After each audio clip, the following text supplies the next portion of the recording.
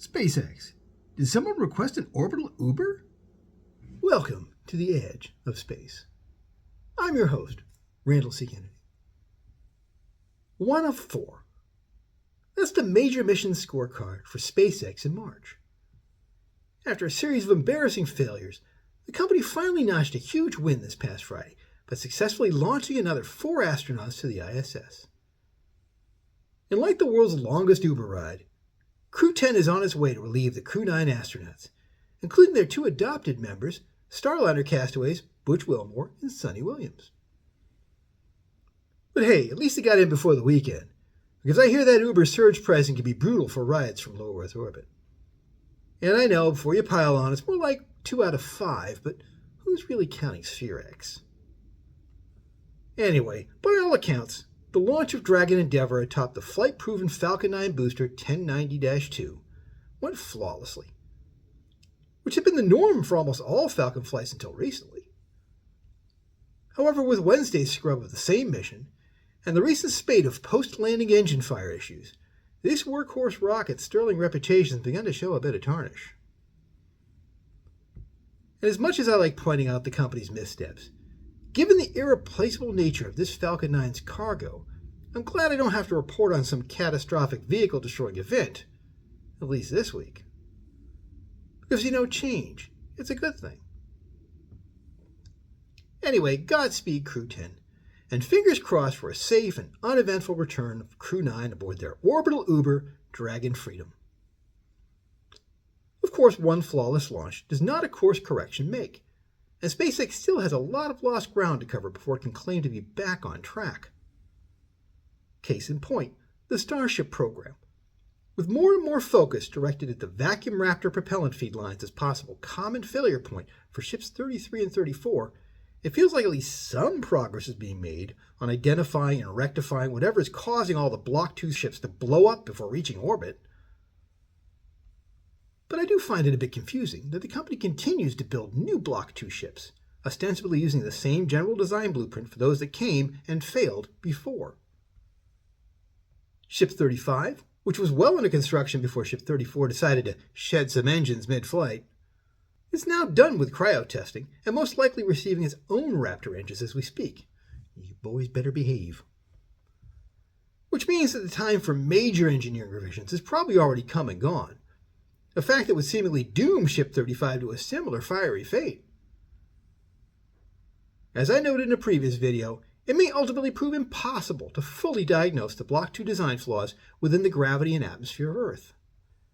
In fact, I posited that no campaign of static firings or other testing conducted outside of on-orbit conditions will likely yield a complete and thorough answer to the Block 2 harmonic response bug. Maybe the new propulsion systems engineer they've been advertising for will help solve the riddle. Though frankly, posting a job listing for someone to come help fix the Starship program is not the best look for SpaceX right now. But at least they have Falcon 9 to fall back on when they need a PR-friendly feel-good story. And after reporting on so many Starship flights and failures, the comparatively diminutive scale of Falcon 9 contrasted against superheavy makes you realize just how amazing it is that the latter can fly at all. In fact, superheavy is becoming the new star of the Starship program, if only because it has the better track record of the 2 stages. It also doesn't hurt that there are flight-proven superheavy boosters now loitering around the Starbase build site. Meanwhile, the biggest remaining pieces of ships 33 or 34 would barely fill a shoebox given their respective energetic mid-flight demises. Speaking of exploding vehicles, the failures of Flights 7 and 8 point to a looming problem for the Starship program: a lack of flight-ready ships. The unavailability of reliable ship test articles is becoming a major bottleneck to the program's overall progress, as key on-orbit testing milestones like Raptor relights and simulated Starlink V2 satellite deployments keep getting pushed back. But more importantly, the ongoing testing of the new heat shield tile materials and design variants has come to a standstill, as neither of the most recent flights have ever made it to the atmospheric reentry phase.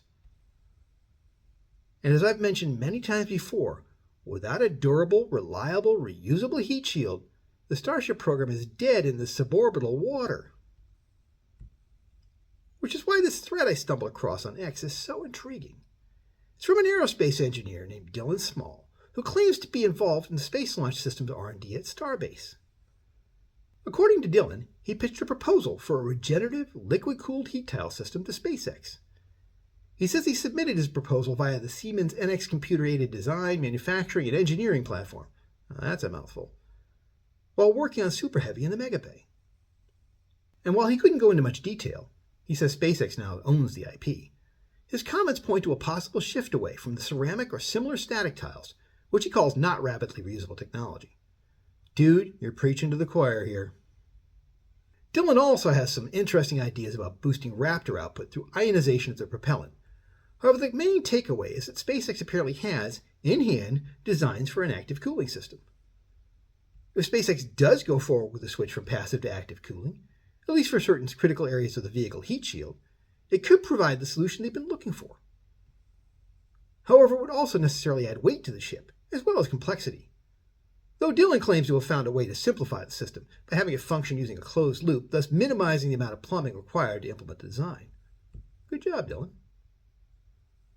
And of course, any major change in such a fundamental design component will require additional engineering time and testing. Which is why it's that much more urgent that SpaceX resolves its Block 2 vibration issues, so they can finally get their future test articles to the re-entry stage in one piece. Because right now they're just tossing raw materials into the fire. Literally. It gets kind of hot when all that propellant goes boom. Bottom line. It's great that SpaceX managed to deliver another smiling crew to everyone's favorite orbital outpost. And I'm sure the Starliner folks will be chafing at the sight of Butch and Suni hitching a ride home as part of the space industry's first carpool mission. However, as good as this moment might feel for SpaceX, this is no time for them to rest on their laurels. They really need to redouble their efforts and get the Starship program back on track ASAP. Because no amount of cute zero-G indicator moments can cover up what a royal clusterflub these past few months have been. Anyway, thanks for watching. If you enjoyed this content, please tell the world by liking the video and subscribing to the channel. And don't forget the notification bell so you're alerted when our next space-related rant drops. In the meantime, remember, don't look up, because you might miss your orbital Uber, and it's one hell of a walk home from LEO.